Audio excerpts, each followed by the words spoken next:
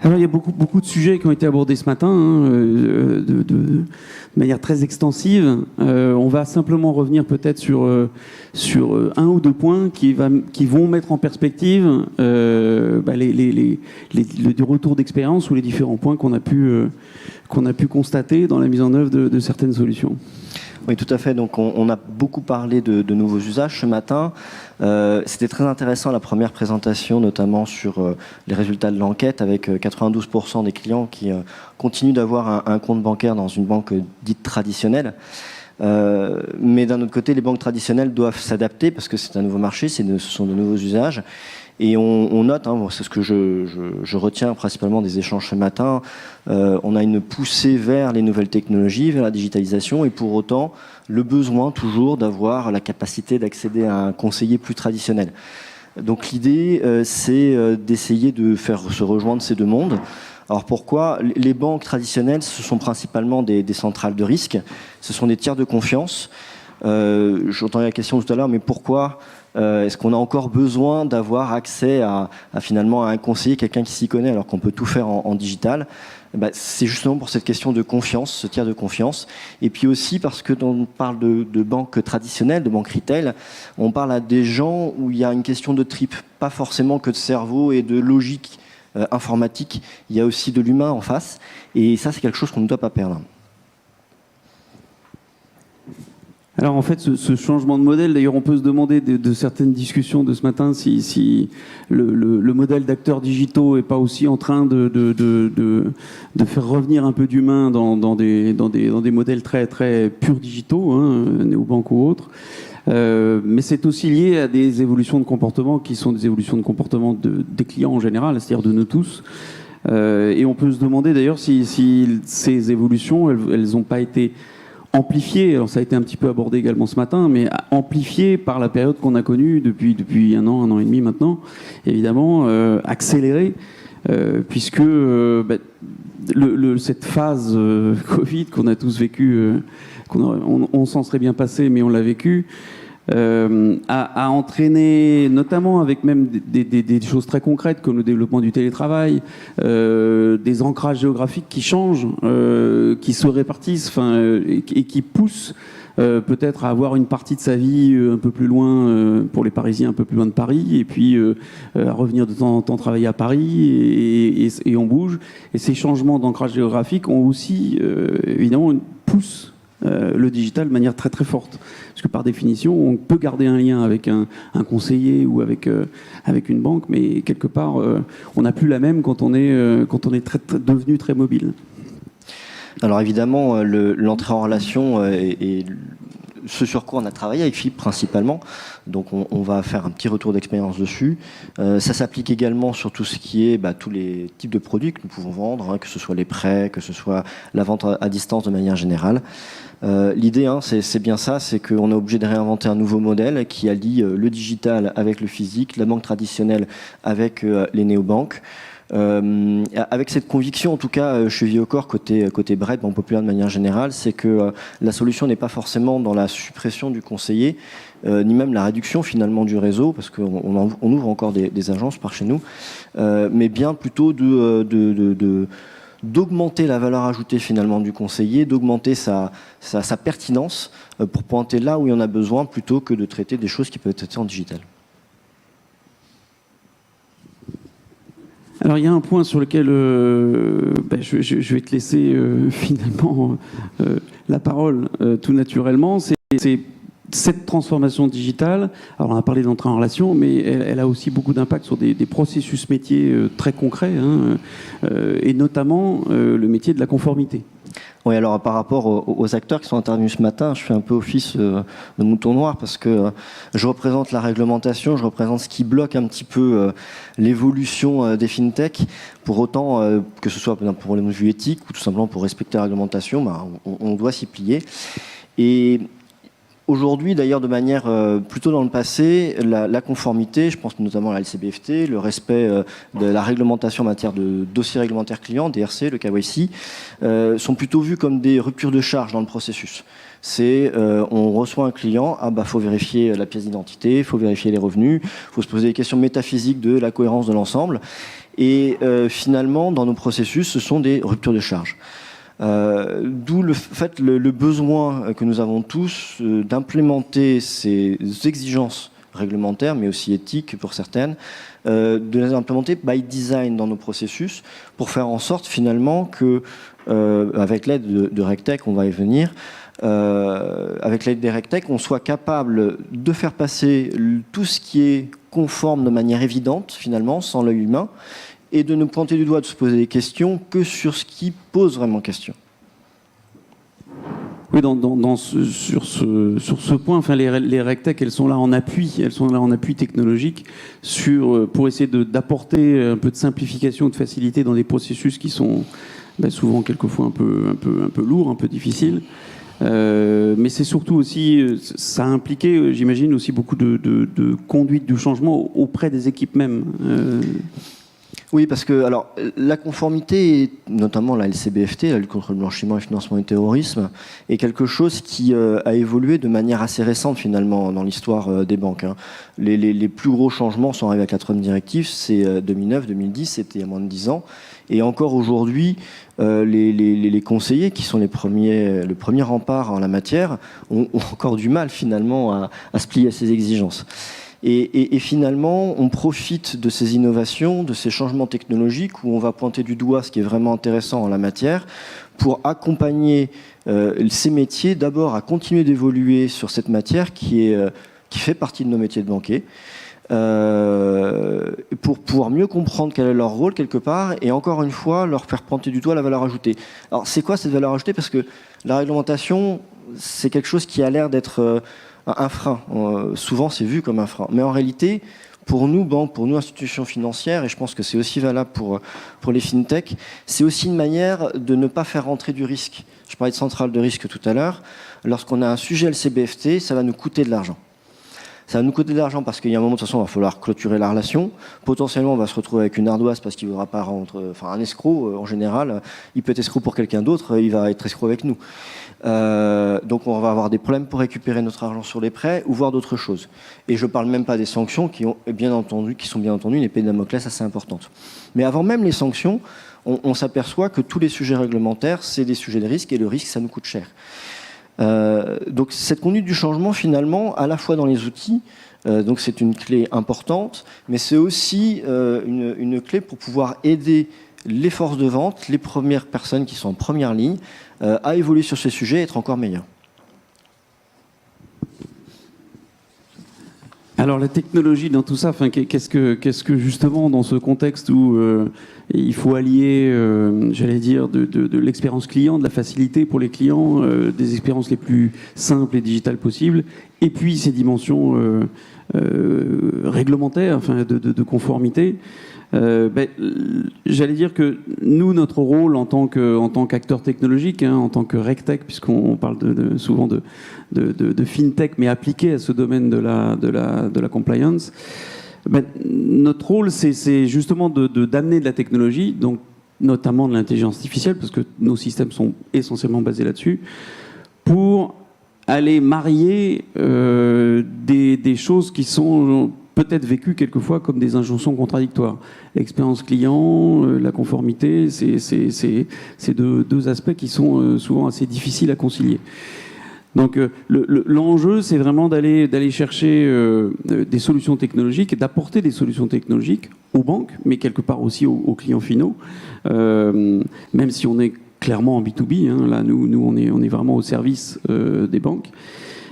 C'est d'apporter de la technologie pour aller faciliter à la fois le parcours du client, son ressenti, c'est-à-dire lui donner une capacité à avoir des retours en temps réel sur son dossier, sur son ouverture de compte, sur son crédit, donc avoir cette capacité à être vraiment dans une relation temps réel quasi automatisée avec le client. Et puis, c'est d'aller chercher en parallèle pour la banque des gains de productivité et puis une nouvelle manière peut-être de pratiquer ces impératifs réglementaires comme la conformité. Oui, parce que moi, mon rôle au sein de la banque, c'est de protéger la banque contre différents types de risques. Mais protéger la banque contre les risques, ça ne veut pas dire ne pas du tout en avoir, et surtout ça ne veut pas dire arrêter de commercialiser, sinon j'ai plus de paix à la fin du mois, ce serait un peu dommage. Donc l'objectif en fait c'est de donner les moyens dans tous ces parcours d'optimiser finalement notre gestion du risque. Et l'exemple du KYC est un exemple qui est intéressant parce que lorsqu'on automatise l'entrée en relation, on va regarder les 3 pièces classiques sur un particulier, l'identité, le revenu, le domicile. Savoir lire ça en automatique, vérifier qu'ils sont conformes, on a de plus en plus d'agrégateurs, Yannick le fait très bien, c'est une bonne chose. Mais il y a certaines choses sur lesquelles on ne peut pas passer à travers. Typiquement, tout bête, une carte d'identité qui a un nom et la preuve de revenu qui a un autre nom. Si, parce qu'on a mis en place des processus automatiques, on n'a pas vu que c'était différent, c'est juste impardonnable d'un point de vue réglementaire et potentiellement c'est du risque parce qu'on a été prêté quelque chose, un certain montant à quelqu'un à qui on n'aurait pas dû prêter, qui ne sera pas capable de rembourser. C'est tout bête. Donc la question, elle est comment on met en place, avec l'aide des RegTech, des systèmes qui vont beaucoup plus loin et qui permettent finalement de nous assurer pour tout un tas de dossiers, et la majorité, dans la plupart des cas, enfin dans l'idéal, la grande majorité, puisqu'on va tomber à 90-95%, faire en sorte que finalement la question conformité, comme elle est by design, elle ne se pose plus pour le commercial. Et ça passe, et on fait du business, et du business qui est sain. Oui, la clé, c'est d'avoir cette couverture la plus large possible. Parce que souvent, quand on parle de KYC, en tout cas pour beaucoup d'acteurs, il y a un raisonnement qui est très identitaire. De dire, oui, mais est-ce que le client est bien le bon client, enfin la bonne personne pour vraiment aller apporter à la fois des gains de productivité, de l'expérience client facilitée et de la minimisation de risques, on a vraiment fait le choix d'avoir une approche qui est très globale, ce que nous on appelle à 360 degrés, c'est-à-dire qui va vraiment pouvoir automatiser l'entièreté de l'étude, j'allais dire l'entièreté de la connaissance client qui est nécessaire. Identité, mais c'est revenu, parce que souvent quand on entre en relation, c'est pour faire derrière, il y a des enjeux de crédit, etc., etc. Donc c'est vraiment d'avoir une automatisation liée, grâce à l'IA, la plus large possible. Alors bien entendu, on parle d'IA, mais une de nos autres difficultés en termes de conformité, c'est aussi d'être capable d'être dans l'explicabilité de tout ce qu'on fait. Parce que dès lors qu'on a des process automatiques, notamment en LCBFT, on doit pouvoir dire finalement pourquoi on a pris cette décision et toujours être capable de refaire cette piste d'audit. Et c'est aussi un élément hyper important. Absolument. Alors, concrètement, puisque là, on parle de retour d'expérience, donc ça, je te laisserai la parole pour t'exprimer en tant que client, en tant qu'utilisateur. Mais concrètement, les solutions qu'on a mis en place, j'allais dire, elles sont... l'objectif, c'était d'automatiser au maximum l'étude des dossiers d'un client. C'est-à-dire, qu'est-ce que c'est ? C'est quand on veut obtenir un crédit ou quand on veut ouvrir un compte, on amène ces pièces justificatives ou en tout cas un ensemble d'informations, d'identité, ses bulletins de salaire, ses avis d'imposition, etc., etc., pour j'allais dire, ou ouvrir son compte ou derrière avec l'idée d'un projet de vie sur un crédit immobilier ou autre. Donc, nous, on a vraiment fourni une plateforme technologique, une plateforme API ouverte, qui est utilisée par de nombreux acteurs bancaires, pour aller automatiser cette étude en quelques secondes du dossier client, pour aller pointer peut-être des incohérences ou en tout cas des points d'alerte pour que les conseillers puissent se centrer sur les points importants. Alors effectivement, pour parler effectivement sur le retour d'expérience, tout d'abord, nous, on a fait le choix à la BRED de commencer par digitaliser le parcours côté gestionnaire, avant d'aller vers le client. Parce que digitaliser en façade, quelque part, si derrière on a plein de ruptures de charge et que ça ne fonctionne pas vraiment bien, ou qu'on est obligé de mettre des ETP à tire-larigot parce que on doit aller vite et répondre vite au client, ça n'a pas de sens. Donc on a commencé d'abord par le parcours du gestionnaire. Ce qu'on a fait globalement, c'est qu'on a refondu totalement le processus d'ouverture de compte, parce que appliquer une solution RegTech comme un patch finalement sur un processus déjà existant, on a toutes les chances de faire que ça ne fonctionne pas finalement, en tout cas que ça n'atteigne pas tous les objectifs que nous souhaitons. Aujourd'hui, à la Brenne, lorsque quelqu'un va ouvrir un compte en présentiel, il va fournir ses différentes pièces nécessaires, le gestionnaire continue de parler, il les scanne, il continue de parler, il fait son entretien et en même temps, ça interroge via Link. Et en quelques secondes, il va voir les pastilles qui vont s'allumer, vert, orange, rouge, assez simple. Et si c'est vert, en gros, passé à rien à voir, je peux continuer, je ne pose même pas de questions. Et si jamais il y a quelque chose qui est remonté par Vialink, il va savoir quel est le point de douleur. Alors parfois c'est des trucs tout bêtes, c'est une histoire de nom d'épouse ou autre, donc il peut y avoir des choses qui sont finalement cohérentes mais qu'on ne peut pas forcément voir tout de suite en analyse automatique. Et puis parfois c'est des choses beaucoup plus lourdes, tout comme par exemple une carte d'identité qui est fausse. Et là on peut le voir directement et ça va bloquer totalement l'OC. Donc on a d'abord commencé par cela, mettre en place un parcours gestionnaire totalement digitalisé, et ensuite, et dans la suite, nous mettons en place après directement en parcours self-care pour les clients sur Internet, utilisant les mêmes technologies et en essayant d'être totalement cross-canal, c'est-à-dire la capacité de s'arrêter en plein milieu, de revenir en agence, etc.